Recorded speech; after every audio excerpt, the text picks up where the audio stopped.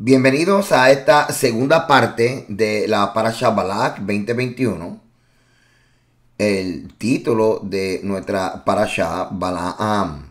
Contraste de la opinión de los rabinos y el concepto del profeta en el antiguo Medio Oriente. Espero que hayan disfrutado la primera parte y que hayan cogido o un descansito o simplemente como todo un valiente, conociéndolo mucho de ustedes, siguen un corrido. Ok, vamos a continuar nuestra parasha y vamos a seguir estudiando juntos el material como habíamos cerrado en la primera parte. Este artículo que usted simplemente escribe el título Ancient Near Eastern Patterns and Prophetic Literature by Moshe Wingfield. Usted lo entra, ¿verdad?, en el buscador, en el search, y ahí rápidamente usted va a poder conseguir varias páginas académicas que tienen archivos digitales, ¿verdad?, de muchos temas, y ahí entonces usted escoge el que usted desee. Siempre trato, ¿verdad?, en la medida que pueda, de subir a nuestra página walteragosto.org estos artículos para que usted también complemente su ejercicio educativo. Muy interesante. Profecía en el contexto del Antiguo Medio Oriente y en el contraste con Israel. Aquí entramos más cerca a la parashá y vamos a estar trabajando lo que es opinión de varios rabinos acerca de la función y quién es Balaam. Pero continuamos aquí. Profecía en el contexto del Antiguo Medio Oriente, especialmente hablando de Israel. Vamos a hablar un momento acerca de la profecía preclásica, la clásica y escatológica. La profecía premonárquica, o sea, antes de los reyes, fue solo una etapa de lo que se llama profecía preclásica en Israel. Una vez que Samuel ungió a Saúl como rey, el papel de profeta se convirtió en el de consejero del rey. Y esto es bien interesante dentro de lo que es esta transición dentro de la función del profeta. Este tipo de profecía era similar al tipo que prevalecía en todo el antiguo Cercano Oriente o antiguo Medio Oriente. No tenemos libros que recopilen la profecía de los profetas preclásicos, aunque se encuentran oráculos dispersos en los libros históricos. Así que el servicio de Samuel a Saúl está documentado en el libro de 1 Samuel, y la capacidad oficial de Natán en la administración de David es evidente en 2 de Samuel. Aunque difícilmente podemos considerar a Elías como un consejero / empleado de rey Ahab, él sirvió como portavoz del Señor para ese tiempo para Israel. Debido a que la audiencia prevista del profeta preclásico era generalmente el rey, los mensajes se adaptaron específicamente a las circunstancias de la corte real. Como resultado, las profecías generalmente consistían en una palabra de aliento o de advertencia directamente al rey. Ahora entramos en la profecía clásica, que esta es la más familiar de la profecía israelita y es la que muchos de nosotros tenemos en nuestra mente cuando hablamos de profecía. Los libros proféticos de la Biblia son colecciones de los oráculos de los profetas clásicos. Así que la profecía clásica, que comienza en el siglo 8 durante el reinado de Jeroboam II en el reino norteño de Israel. Amós y Oseas fueron los primeros ejemplos en el norte, mientras que Miqueas e Isaías fueron los primeros profetas clásicos conocidos en el reino del sur, en el reino de Judá. Aunque muchos de los profetas clásicos continuaron dirigiéndose al rey, tenían mensajes específicos para el rey, la mayoría de sus oráculos se dirigían al pueblo, y esto es una distinción de la profecía clásica. Así como los profetas preclásicos anunciaron la agenda de Dios para el rey, los profetas clásicos anunciaron la agenda de Dios para el pueblo. En consecuencia, se convirtieron en comentaristas socioespirituales en un grado que los profetas preclásicos nunca lo hicieron, porque sabemos que solamente se dirigían a el rey. También tenemos lo que es la profecía escatológica. El aspecto escatológico de la profecía clásica lo hizo única en el mundo antiguo. Esto es de esperar, porque fue solo el concepto israelita de un Dios totalmente soberano lo que permitió el desarrollo de la escatología. Aquí la escatología debe entenderse como la etapa final del plan de Dios en la historia. Si la profecía clásica tenía su premisa en la idea de que Dios tenía un plan a largo plazo que proclamar, no podemos encontrar nada similar en el antiguo Medio Oriente, porque ninguna otra deidad tenía el plan para ejecutar en la historia. Y esto es sumamente interesante. Esto es una distinción, que el Dios de Israel era el único Dios que tenía un plan para su pueblo. En otras culturas antiguas no había un Dios soberano y por lo tanto no había ningún plan para ejecutar. Entonces, por definición, no podría haber escatología. De hecho, no existía el concepto de escatología, ni siquiera con una definición más amplia y general. Así que la posibilidad de una etapa final en la historia no se consideró en ninguna parte de la teología mesopotámica, que es donde encontramos las dos fuentes principales de ejemplos de profecía, como anteriormente habíamos dicho, en Mari y en Nínive. Aquí un ejemplo de profecía escatológica, no lo pude ampliar, perdónenme, pero lo sacamos de Isaías 46. Dice aquí, recuerda las cosas anteriores, las de antaño.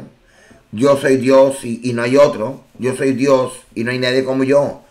Doy a conocer el final desde el principio, desde la antigüedad, lo que está por venir.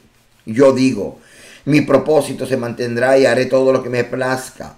Desde el oriente convoco una ave de rapiña, de una tierra lejana, un hombre para cumplir mi propósito. Lo que he dicho, eso lo haré realidad. Y lo que he planeado, eso lo haré. Así que aquí estamos viendo el lenguaje de lo que es una profecía, y el mensaje es que Dios tiene un plan para Israel, que es una distinción única para Israel. Ok, ahora, esto es importante ahora que todos estemos enfocados y alineados en lo siguiente. Vamos ahora a acercarnos a la parashá, específicamente Balaam con la orden de maldecir a Israel. Y establecemos lo siguiente, y perdone el error, por más que lo verifiqué y lo verifiqué y lo verifiqué antes de subirlo aquí. Oye, siempre se queda una cosa que mejorar. Uno que puede maldecir o bendecir, pero termina profetizando, viendo el futuro de Israel. Interesante. Vamos al número capítulo 22 del 1 al 12. Número 22 del 1 al 12. Partieron los hijos de Israel y acamparon en los campos de Moab junto al Jordán, frente a Jericó. Y vio Balac, hijo de Zippor, todo lo que Israel había hecho al amorreo. Y eso ya lo vimos en el video pasado, cuando hablamos acerca de el contexto bíblico histórico de esta parashá. Y Moab tuvo gran temor a causa del pueblo, porque era mucho, y se angustió Moab a causa de los hijos de Israel. Y dijo Moab a los ancianos, a los ancianos de Madián: ahora lamerá esta gente todos nuestros contornos, como lame el buey y la grama del campo. Y Balac, hijo de Zippor, era entonces rey de Moab. Por tanto, envió mensajeros a Balaam, hijo de Beor, en Petor, que está junto al río, en la tierra de los hijos de su pueblo, o sea, el río Éufrates. Aquí se está refiriendo al río Éufrates. Para que lo llamasen, diciendo: un pueblo salió de Egipto, y aquí cubre la faz de la tierra y habita delante de mí. Ven pues, ahora te ruego, maldíceme este pueblo, porque es más fuerte que yo. Quizás yo pueda herirlo y echarlo de la tierra, pues yo sé que el que tú bendigas será bendito, y el que tú maldigas será maldito. Fueron los ancianos de Moab y los ancianos de Madián con las dádivas de adivinación en su mano, y llegaron a Balaam y le dieron las palabras de Balac. Ok, quiero hacer una pausa aquí un momento, porque acabamos de leer aquí lo que se llama una fórmula. Una fórmula es una redacción protocolaria, una frase, una redacción protocolaria de alguna parte de un convenio. Y voy a leer de Génesis capítulo 12. Mira qué interesante. Pero Yahweh había dicho a Abraham: vete de tu tierra y de tu parentela, de la casa de tu padre, a la tierra que te mostraré, y haré de ti una nación grande, y te bendeciré, y engrandeceré tu nombre, y serás bendición. Bendeciré a los que te bendijeren, y a los que te maldijeren maldeciré, y serán benditas en ti todas las familias de la tierra. Ahora, esto lo encontramos en Génesis 12, 1 y 2 y 3. Y esta es la fórmula, que entre un soberano y un vasallo, el soberano le está diciendo al vasallo: el que es tu amigo será mi amigo, y el que es tu enemigo será mi enemigo. ¿Ven? Entonces está diciendo: el que tú bendiga yo voy a bendecir, y el que tú maldiga yo voy a maldecir. Esa fórmula de repente lo estamos viendo aquí cuando Balac está reconociendo el poder de Balaam. ¿Ok? Y aunque todavía necesito más luz aquí, pero lo que yo puedo entender es que Balac está reconociendo o está pompeando, está motivando a Balaam a que entienda que él como profeta tiene una autoridad legal para bendecir, para declarar, para profetizar, para hacer que un hechizo pueda venir sobre Israel. Eso es algo de lo que yo puedo pensar. Ahora, una vez más, es interesante, como dije en el video número 1, cómo un rey acude a un profeta y crea en estas cosas que para muchos es superstición, para muchos es pues, poderes del mundo espiritual, y otros simplemente no lo creen. Así que mira en la fe y en la mentalidad, ¿verdad?, de Balac, se puede ver como un resumen o una muestra de cómo estos hombres veían los profetas y el mundo espiritual. ¿Okay? Así que esto es importante. Esto es importante. Él les dijo: reposar aquí esta noche, y yo os daré respuesta. O sea, Balaam a los enviados de Balac, según Yahweh me hablare. Así los príncipes de Moab se quedaron con Balaam. Y vino Dios a Balaam y le dijo: ¿qué varones son estos que están contigo? Y Balaam respondió a Dios: Balac, hijo de Zippor, rey de Moab, ha enviado a decirme: he aquí este pueblo que ha salido de Egipto cubre la faz de la tierra. Ven pues ahora y maldícemelo, que quizá podré pelear contra él y echarlo. Entonces dijo Dios a Balaam: no vayas con ellos, ni maldigas al pueblo, porque bendito es. Ahora, esto es algo que quiero pausar aquí un momento. Y es lo siguiente. De aquí, de donde leemos, cuando Balac le está diciendo a Balaam: mira, este pueblo salió de Egipto y hay que detenerlo. Eso me dice a mí de que había cierta fama de Israel y que la gente había escuchado acerca de lo que ocurrió en Egipto. O sea, porque no estamos hablando de unos esclavos que escaparon.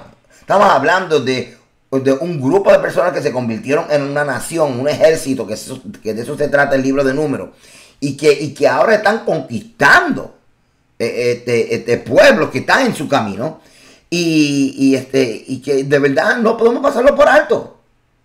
No podemos pasarlo por alto. Así que pienso que hay una fama de Israel que se ha construido a partir del testimonio de la liberación de Egipto, desde el Éxodo. Y esto nos dice aquí pues la forma en que Balac habla de Israel cuando está reclutando a Balaam. Okay. Ahora, este rey que recluta a Balaam, este rey que tiene tanta fe en Balaam, este que viene de Mesopotamia, de Petor. Pero entonces lo hallamos hablando, diciendo, déjame yo consultar con Dios. Y se refiere a Yahweh, el Dios de Israel. ¿Quién es este tipo? ¿Qué es lo que él va a hacer? ¿Es un adivino, un agorrero, un profeta? ¿Sabes? Y hay tantas opiniones encontradas. Así que quiero ir al Antiguo Medio Oriente, quiero ir a la mentalidad colectiva básica que se encuentra en la audiencia de la Biblia, que es Antiguas Civilizaciones. Pero antes de eso quiero hacer un recorrido y vamos a ver qué opinaban los rabinos. ¿Qué opinaban? Acuérdate que los rabinos no tenían toda la información que tú y yo tenemos hoy, pero eran una gente sumamente sabia.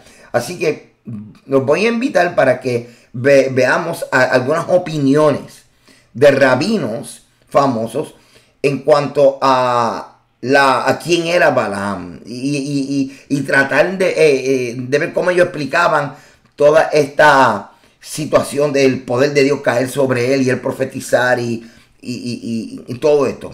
Así que vamos a verlo, vamos a ver esto. Opiniones rabínicas acerca de Balaam.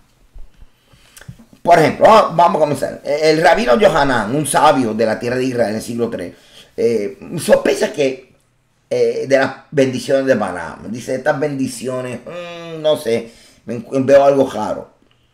Entonces, él lo que decía es que Dios puso estas palabras en la boca de Balaam para bendecir a los israelitas, pero que estas palabras en Balaam eran como un gancho.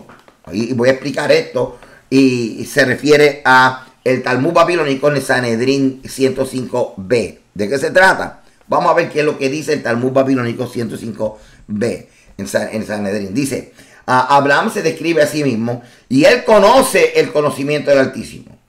Y la Gemara, que es la parte de las opiniones, ¿verdad? Dice, ahora si el conocimiento de su animal que no sabía, ¿ok? Es posible que el conocimiento del Altísimo que conocía, ¿sabes? Y así que aquí lo que está diciendo es, ven acá, él dice que él conocía a Dios, al Dios de Israel, pero él no conocía que su animal hablaba y le sorprendió y hasta se asustó. Así que como que están poniendo entredicho realmente hasta dónde Balaam realmente estaba consciente de lo que estaba ocurriendo. Porque si le sorprendió que Balaam le hablara, digo que el burro le hablara, no será la misma sorpresa que habrá recibido cuando Dios le habló. Y cuando Dios le habló y él bendijo al pueblo de Israel, él conocía y entendía bien lo que él estaba diciendo de la misma forma que conocía a su burro, que no sabía que hablaba. Y por ahí es que va la lógica rabínica en este sentido. Sigamos. En otras palabras, el rabino Yohanan creía que estas palabras de bendición le causaban un gran dolor a Balaam, como el pez al atrapador o el gancho. Y esto es lo que él quiere decir. De hecho, Maimónides como que lo amplió y lo especificó mejor. Maimónides también afirmó en el libro de Guía para los Perplejos, que cuando la Torá dice, y Dios puso una palabra en la boca de Balaam, las palabras eran en esencia las palabras de Dios, y que Dios enseñó a Balaam de memoria, lo que indica que Balaam nunca los creyó ni por un momento que eran sus propias palabras, simplemente que eran palabras de Dios. Él las aprendió y es como de la misma forma que las aprendió, las dijo, ¿ok? Y el rabino Yohanan pues dice que esta palabra es como un gancho y que causó dolor. Yo imagino que lo que quiere decir es que no salió de él, que fue que Dios lo atrapó con estas palabras y Dios lo usó para profetizar, pero no fue algo que salió ¿verdad? Desde su corazón. Bueno, número 31 dice, y aquí, por consejo de Balaam, ellas fueron causas de los hijos de Israel prevaricasen contra Yahweh en lo tocante a Baal Peor, por lo que hubo mortandad en la congregación de Yahweh. Este es el verso que de repente encontramos en esta parashá, que realmente conecta lo que se llama la sección de Balaam. Refieres al primer video. La sección de Balaam, los rabinos y también muchos de los académicos entienden que el libro de Números se escribió, pero entonces esta sección de Balaam se insertó. Entonces, porque ni Balaam ni Balac aparecen ni antes ni después en la narrativa, pero lo que lo conecta con la narrativa es este verso de que aunque Balaam profirió, habló, declaró esta maldición, nada ocurrió, pero vino una maldición. Pero esa maldición fue por causa de los hijos de Israel mezclarse con la madianitas. Entonces, se le adjudica entonces sí a Balaam, pero no por la declaración que hizo, sino por la gestión que él hizo de dar consejo de que se mezclaran las hijas de Midian con los hijos de Israel. Y es aquí, este es el verso que conecta lo que se llama la porción de, o la sección de Balaam con el resto del libro de Números. Vamos a ver esto aquí. Vamos a ver esta ruta que yo tengo aquí. Rashi, entonces, dice que lo que hace que Balaam sea el malo es que él es responsable de alentar a las mujeres moabitas a seducir a los hombres israelitas en Baal Peor. Así que lo que él está diciendo, realmente él es culpable y se le adjudica el daño, no a lo que él dijo y declaró, porque no pudo maldecir a Israel, pero sí a esta gestión. Ahora, es preocupante, pero no sorprendente, que el texto de la Torah culpe a Balaam, un líder religioso no israelita, y a las mujeres por el comportamiento inmoral de los hombres israelitas. Y eso es lo que aparenta ser. Y esto es lo que aparenta ser. Es como cuando tú dices, fíjate, fulano de tal, si no fuera por la gente con que él se junta o la gente que él tiene, él sería una buena persona. Oye, tú decides ser una buena persona a pesar de estar con gente que son de mala influencia, porque tú eres responsable de tus acciones. ¿Ves? Aquí como que no están reconociendo la responsabilidad de Israel por sus acciones y se le está adjudicando realmente que Israel trajo esta maldición sobre sí justo antes de entrar en la tierra prometida, pero que lo trajo por culpa de Balaam. No por lo que él dijo en los oráculos, sino por lo que él hizo trayendo estas mujeres. Y eso es algo que mucha gente lo lee y la gente dice, ¿en serio? Ellos fueron seducidos y se dejaron seducir. Y los hijos de Israel fue los que tienen que asumir responsabilidad de sus acciones, como tú y como yo. El rabino Samson Raphael Hirsch, por otro lado, en su comentario sobre el libro de Números, escribe lo siguiente acerca de Balaam. Y cuando él vio que el Señor le agradaba bendecir a Israel, no fue como en otras ocasiones a encontrarse con los encantamientos, sino que volvió su rostro hacia el desierto. Y Balaam alzó los ojos y vio a Israel habitando tribu por tribu, y el Espíritu de Dios vino sobre él. Hirsch escribe, se le había quitado el velo de los ojos cuando comenzó a darse cuenta de que la voluntad de Dios no podía ser influenciada por medio de la hechicería.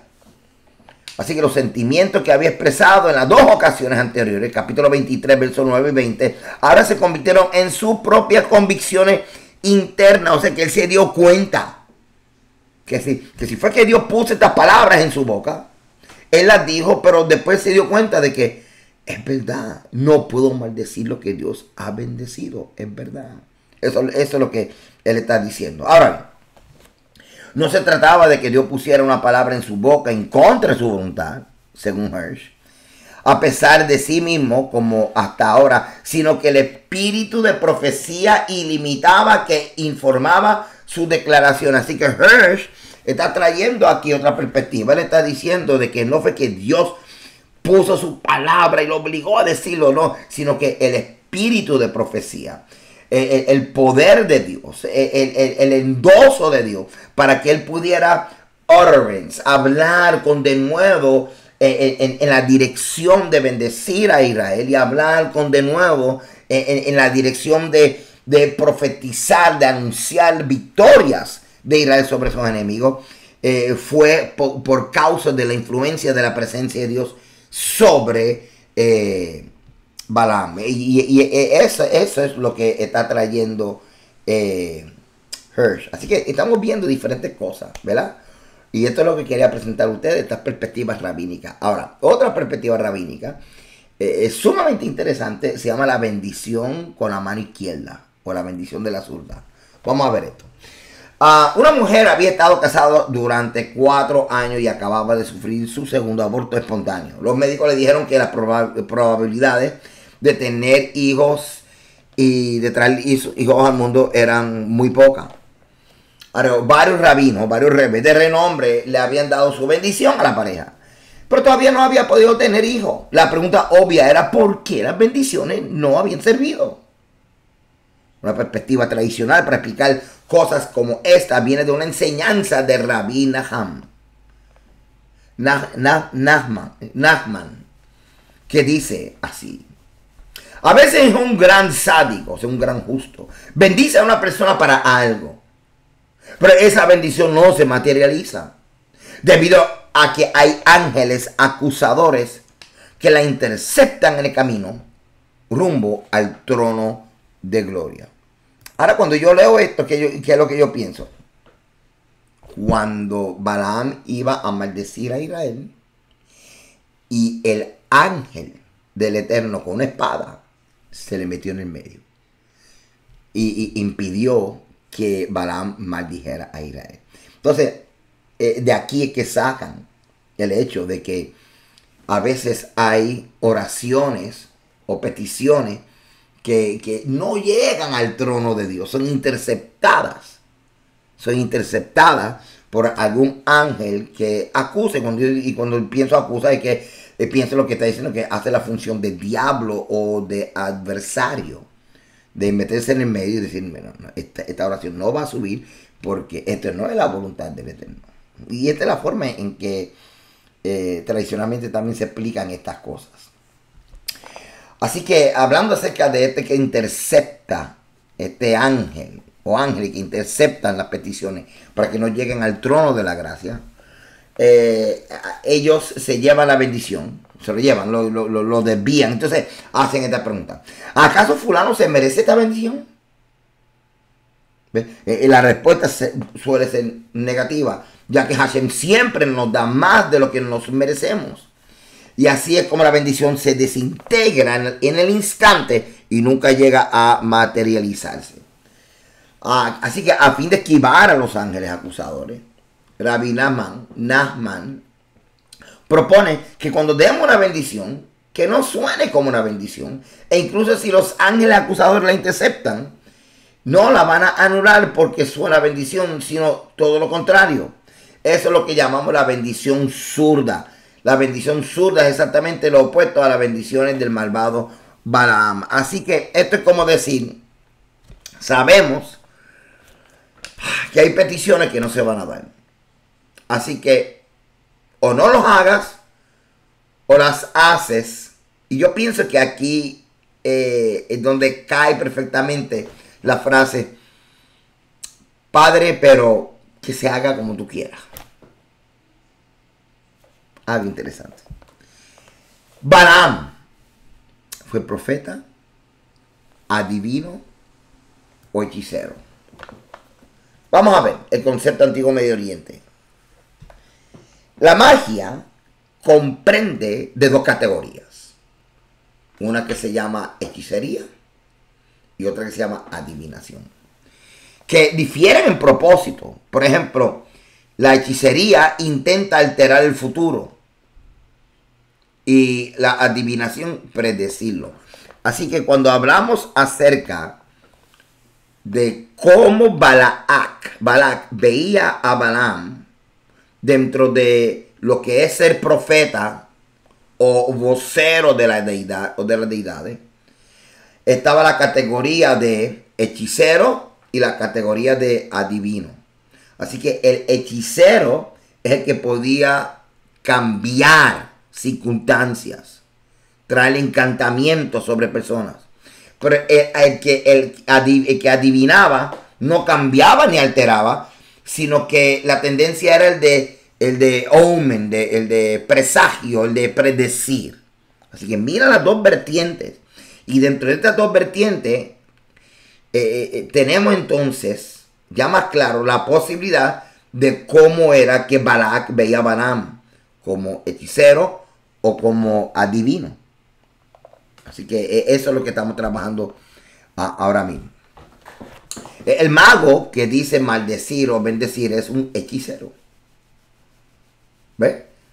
Porque al maldecir, al bendecir, es como tener un encantamiento. Mientras el que predice eventos, pero no puede afectar los eventos, solamente lo predice, es un adivino.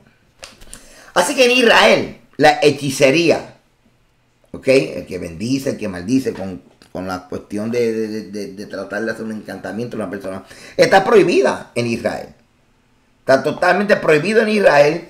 Y de hecho, nosotros vemos que las leyes mesopotámicas también sostienen que la brujería o la hechicería es un crimen capital. También se prohibía. Ahora, la hechicería tenía también en alguna parte de la sociedad de Mesopotamia a la misma vez. Una parte que sí se permitía siempre y cuando tenía que ver con exorcizar demonios y contrarrestar encantamientos que habían sido echados por otras personas. En ese caso sí. Así que en la Torá, hechicería en cualquier forma se consideraba por definición ineficaz, ya que todos los eventos estaban bajo el control de Dios. También se consideró herético, ya que cualquier intento de alterar el futuro pretendía burlar o anular la voluntad de Dios. Así que nosotros, por ejemplo, podemos ver en el libro de Ezequiel cómo Ezequiel se burla y expone como cosa ridícula a los que creen que con sus hechizos pueden cambiar la voluntad de Dios o pueden traer un encantamiento sobre alguien que está guardado por Dios. Y leo y cito Ezequiel 13, 18 al 19. Dice: hay de aquellos que cosen vendas mágicas para todas las manos y hacen velos mágicos para la cabeza de toda edad, para cazar las almas. ¿Habéis de cazar las almas de mi pueblo para mantener así vuestra propia vida? ¿Habéis de profanarme entre mi pueblo por puñados de cebada y por pedazos de pan, matando a las personas que no deben vivir y dando vida a las personas que no deben vivir, mintiendo a mi pueblo que escucha mentira? ¿Ve? Aquí Ezequiel está como quien dice: ustedes no van a poder ir en contra de lo establecido por mí. Ahora, Israel, ay Dios mío, ay Señor, Israel, el pueblo de Dios, cuidado que se portaron mal. Cuidado que se portaron mal. Pues, prácticas de hechicería que eran prohibidas por la Torá. Pues prácticas de hechicería y otras que salen de la hechicería fueron practicadas por Israel. Aquí nada más tengo aquí 3 ejemplos. Según de Reyes 9:22, cuando vio Joram a Jehú, dijo: ¿hay paz, Jehú? Y él respondió: ¿qué paz? La fornicación de Jezabel tu madre y sus muchas hechicerías. Y esto fue en Israel, hermano. Jeremías 27:9. Y vosotros no prestéis oído a vuestros profetas, ni a vuestros adivinos, ni a vuestros soñadores, ni a vuestros agorreros, ni a vuestros encantadores. Hello, que estamos viendo ahí diferentes categorías. Y yo te pregunto a ti, si hoy día tú y yo, o si aún hoy día los que están en el ministerio profético saben distinguir la diferencia entre profetas, divinos, soñadores, agorreros y encantadores. ¿Por qué es importante establecer la distinción? Para no caer en ninguna de esas categorías que deshonran al Eterno y mantenerse enfocado en la función de un profeta, que es el de despertar a un pueblo que está dormido y que tiene que despertar y reconocer que tiene que regresar a la senda antigua. Según de Crónicas 33:6.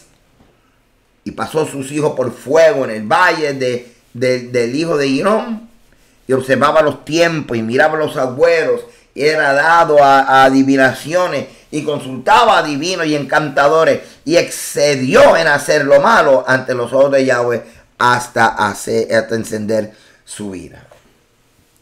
Así que ya vimos todo esto que tiene que ver con hechicería, encantamiento, tratar de controlar a una persona, tratar de cambiar el destino de alguien, la voluntad de Yahweh. Eso el Eterno no lo aprobaba. Vamos por otro lado. La adivinación. La adivinación es la ciencia de la lectura de presagios, basado en la suposición de que el curso de acontecimiento es predecible. O sea, A lleva B, B lleva C. Por ejemplo, y otra vez, les digo otra vez el ejemplo clásico. Si el pueblo de Israel no guardó el Shabbat de la tierra, Shemitah, pues entonces se entiende de que el Eterno va a buscar de que la tierra descanse el tiempo que le deben. Y esa es la base para el juicio del exilio. ¿Ok?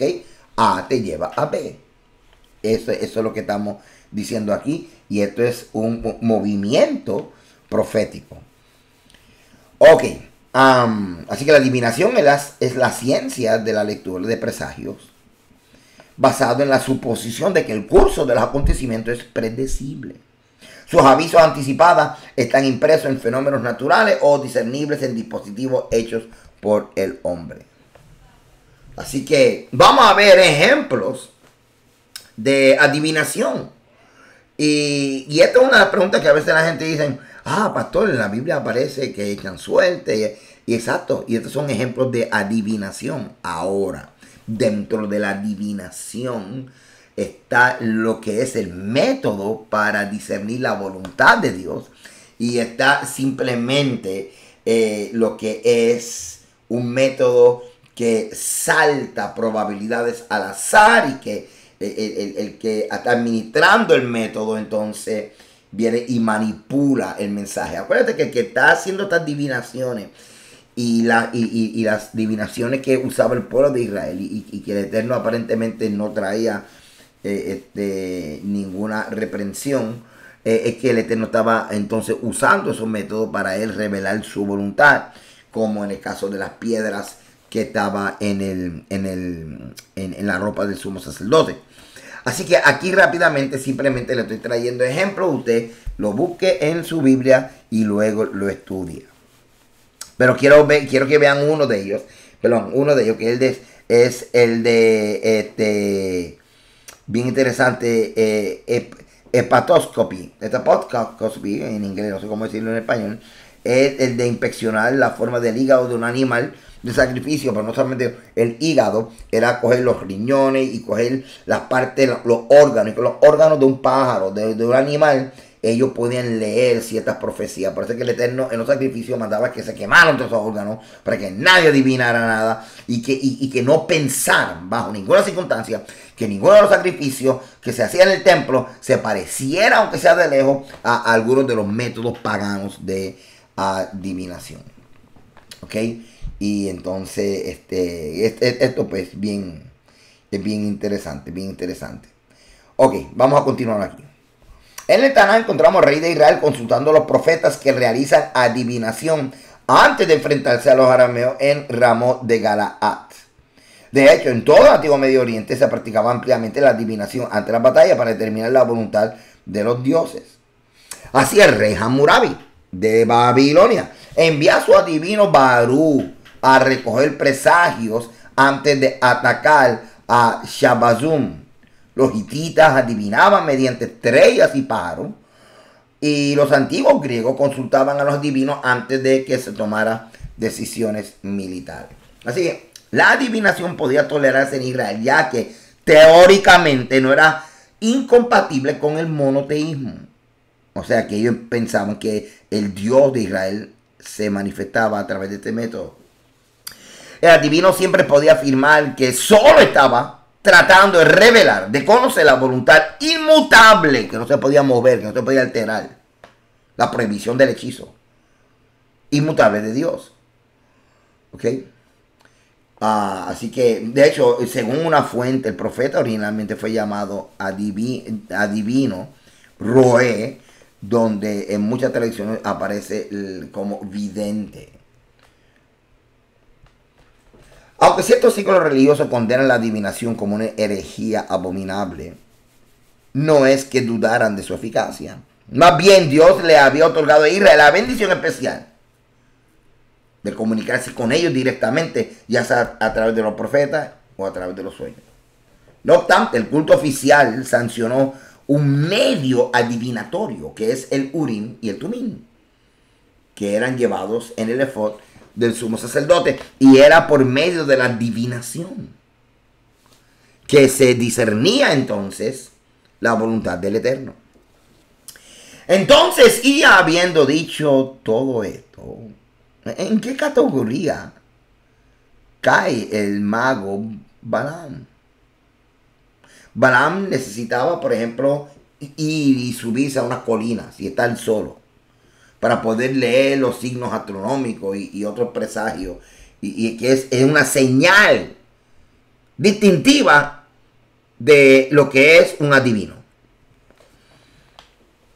La terminología que aplica Balaam, que lo encontramos en número 23:23, número 22:7 y 24:1, son las palabras Nahash y Kesem. Y estas palabras nos hablan acerca de que de adivinación.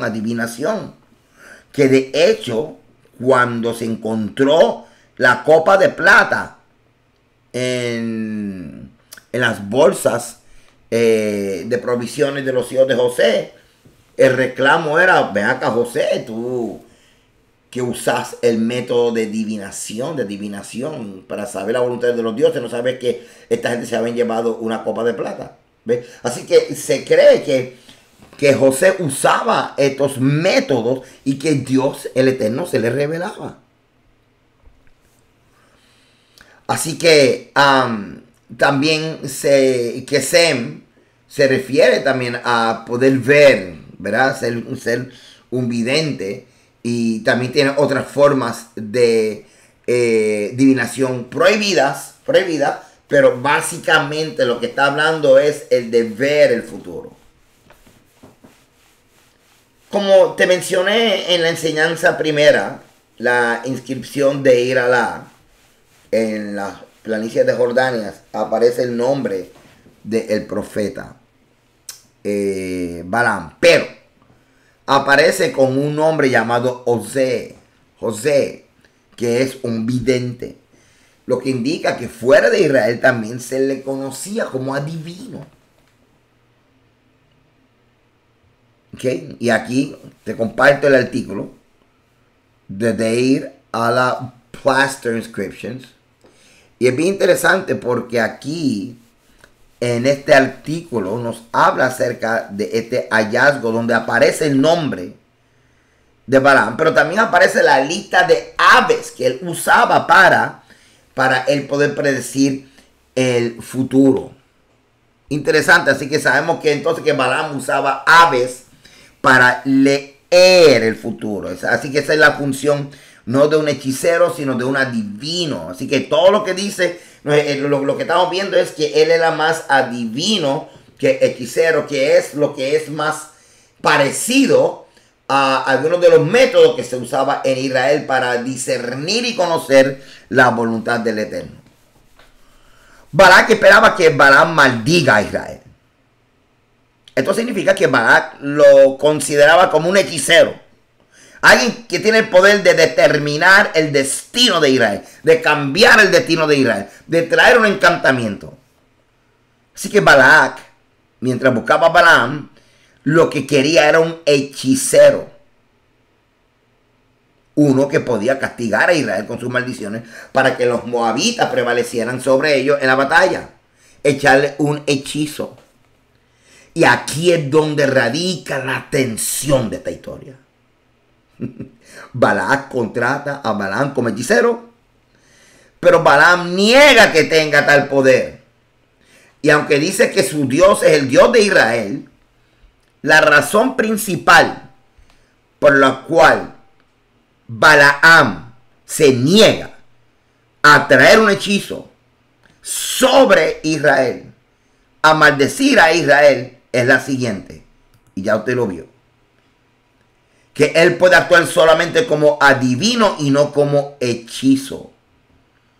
Aunque él sostenía una y otra vez que él no iba a hablar si no fuera las palabras que Yahweh le había enviado. Así que una vez más estamos viendo aquí, hermano, que la importancia de estudiar Antiguo Medio Oriente, la importancia de nosotros poder entender el concepto de lo que es profecía y lo profético, lo que es adivino y lo que es un hechicero.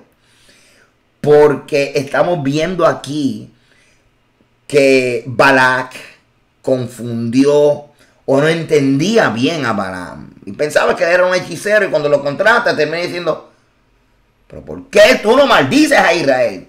El texto nos dice, yo no maldigo a Israel porque yo no puedo maldecir lo que está bendito. Yo no maldigo a Israel porque el Dios de Israel me dijo que no. Pero cuando nosotros buscamos más profundo en el contexto del Antiguo Medio Oriente, nos percatamos de que Balaam, en las inscripciones de Alá en Jordania, lo dice, de que él consultaba pájaros. Así que la razón real por la cual él no maldijo a Israel era porque él no podía hacerlo. Porque él no era un hechicero. Él era un adivino. Él podía ver el futuro, pero él no podía alterar el futuro. Bien interesante. Balac igualmente implacable y a pesar de 3 demostraciones en sentido contrario, insiste en que Balaam es un hechicero y por lo tanto responsable no solo por no haber maldecido a Israel, sino por el hecho de que lo bendijo. Así que estamos viendo aquí, hermano, que este hombre dice, no, tú eres responsable, tú eres responsable de no bendecirlo, fallaste el contrato. Y es como cuando tú compras algo, no estás claro de lo que estás comprando. Es como cuando tú inviertes dinero en un negocio y tú no conoces bien el negocio. Así que este es otro aspecto de esta parashá. Balac no entendía 100% cuál era el misterio de Balaam. Yo te pregunto a ti, ¿conoces tu ministerio? ¿Conoces tú el rol de tu ministerio, el rol tuyo dentro del cuerpo del Mesías? Una de las razones por las cuales nosotros nos buscamos tantas frustraciones en el ministerio es porque no sabemos qué somos en el reino.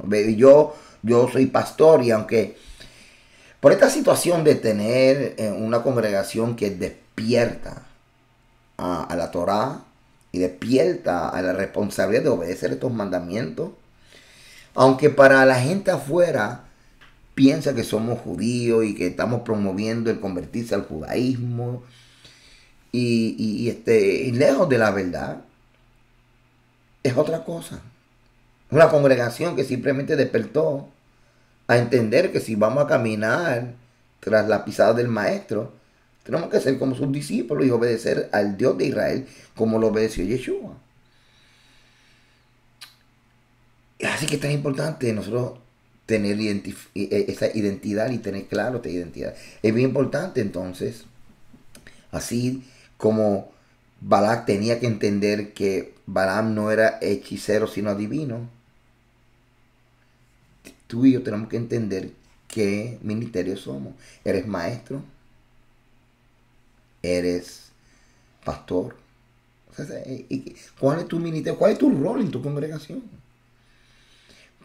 Porque necesitas saber, como el que necesita ir a punto B, pero tiene que identificar el punto A. Así que yo te invito a que tú medites un momento. Fíjate dónde toda esta enseñanza nos está llevando. Yo te invito a que tú medites en lo siguiente. ¿Para qué Dios me llamó? ¿Quién soy en el reino? ¿Cuál es mi rol? ¿Cuál es mi función? El hecho de que tú sabes hacer muchas cosas no quiere decir que estás llamado a hacerlas todas. De las cosas que tú sabes hacer, ¿cuál Dios te llamó? Y a veces nosotros queremos hacer un montón de cosas, entonces estamos haciendo todo en mediocridad. Tenemos que ser como un rayo láser, enfocarnos en aquello que Dios nos mandó a hacer. Y siempre va a haber gente alrededor, como en mi caso. Ah, pastor, pero predica este tema. Ah, pastor, predica el otro tema. Ah, no, pastor, pero tú debes de hacer esto. Yo no debo nada. Yo debo servir a Dios. Y yo debo de cumplir la misión encomendada. Y tú también. Así que yo te pregunto, ¿cuál es tu rol? ¿Cuál es la parte tuya en el reino? Esto se va a reflejar en la administración de tu ministerio. Esto se va a reflejar en la interpretación y en la aplicación y en el delivery, en la enseñanza. Así que cuando yo enseño, tú siempre vas a ver cómo yo traigo aplicaciones a vida práctica, porque soy pastor. Aunque estudio antropología, arqueología, aunque estudio el templo, termino con aplicaciones que pueda utilizar un matrimonio, un individuo, una familia, etcétera, porque soy pastor.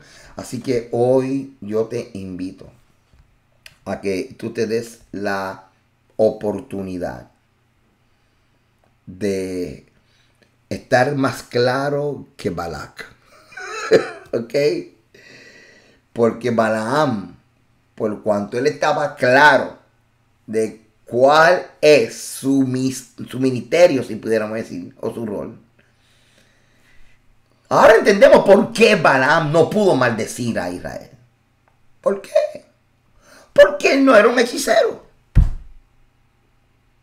Y usted dirá, pero pastor, y los ritos que él hizo era parte del protocolo de él maldecir. También pudiese ser también el mismo protocolo de él elevarse para entonces profetizar. Lo importante es que en el contexto antiguo Medio Oriente nos damos cuenta de que son dos cosas diferentes.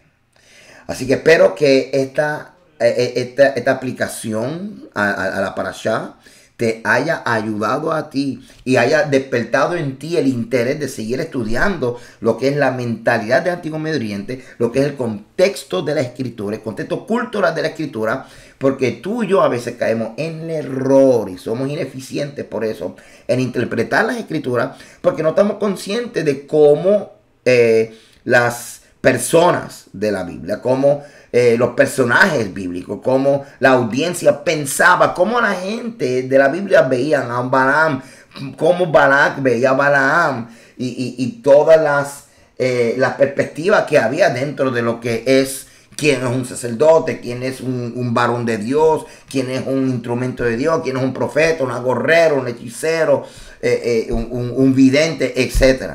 ¿Ok? Así que tenemos asignación, tenemos mucha asignación. Gracias por estar conmigo en este rato.